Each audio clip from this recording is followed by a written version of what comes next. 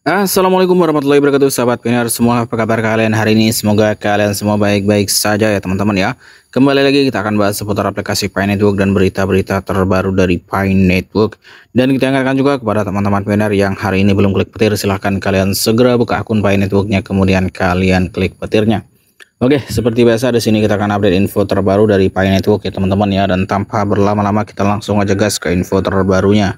Oke teman-teman, kali ini kita mau bahas perihal GCV Pi Network ya teman-teman ya.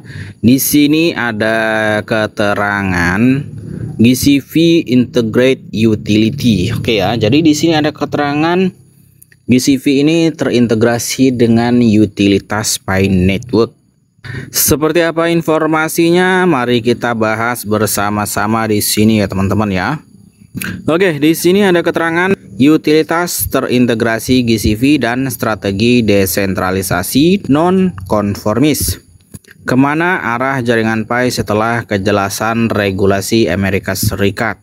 Di sini ada keterangan Pi bukan lagi sekedar koin, ia adalah kode baru ekonomi global. Nilai yang telah ditentukan sebelumnya GCV, utilitas tingkat infrastruktur dan peluncuran jaringan terbuka yang tidak dapat diubah.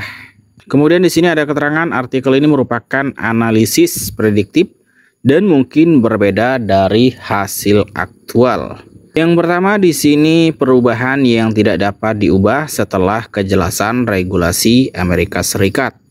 Pada tahun 2025, saat Amerika Serikat menyelesaikan undang-undang seputar aset digital dan menetapkan kejelasan regulasi, sebagian besar proyek blockchain sedang mempersiapkan debut pasar resminya.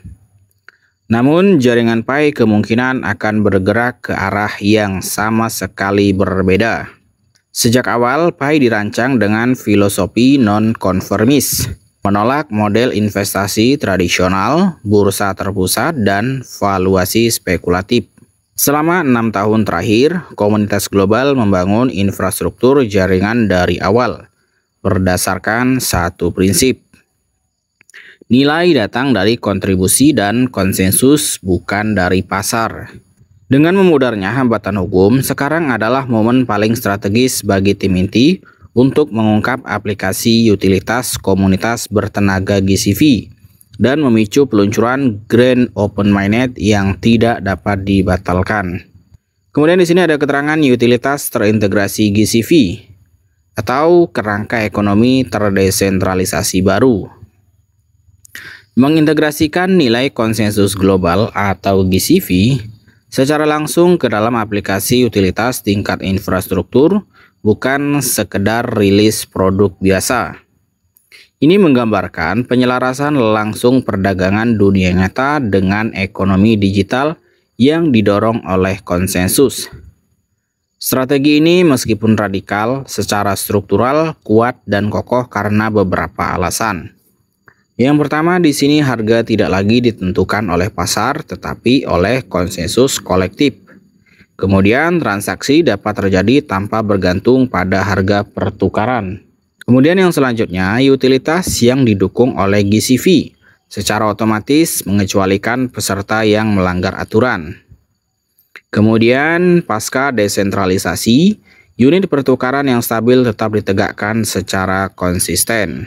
Singkatnya, Pi bertransisi dari mata uang kripto menjadi OS ekonomi yang beroperasi penuh, yang dibangun bukan untuk spekulasi, tetapi untuk partisipasi berkelanjutan dan sirkulasi.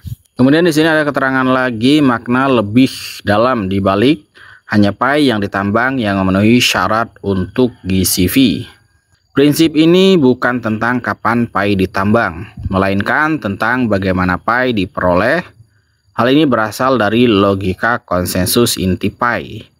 Kemudian hanya Pi yang diperoleh melalui partisipasi jaringan penambangan dan migrasi yang tepat yang memenuhi syarat untuk penggunaan penuh dalam ekosistem GCV.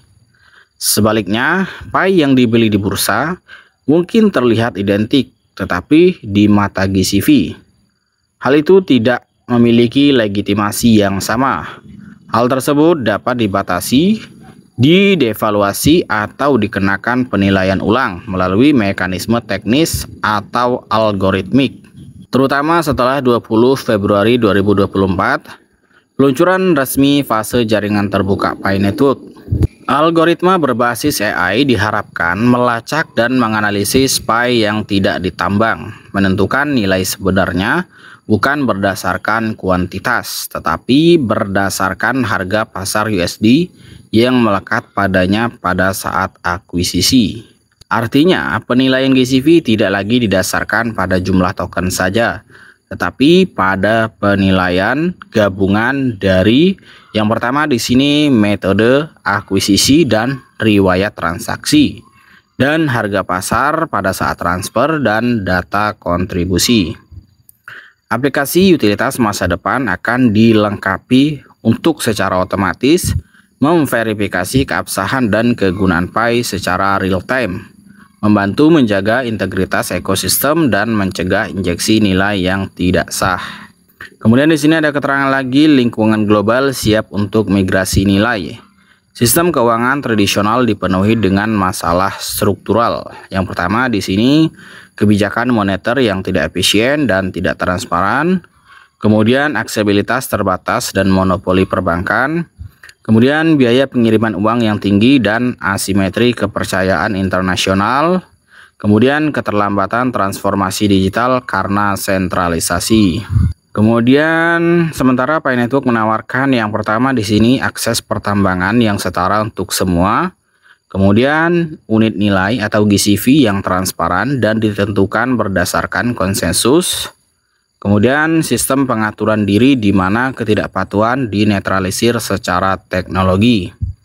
Kondisi ini menciptakan lingkungan yang ideal untuk migrasi nilai dari sistem lama ke Pi, bukan melalui sensasi tetapi melalui keunggulan struktural.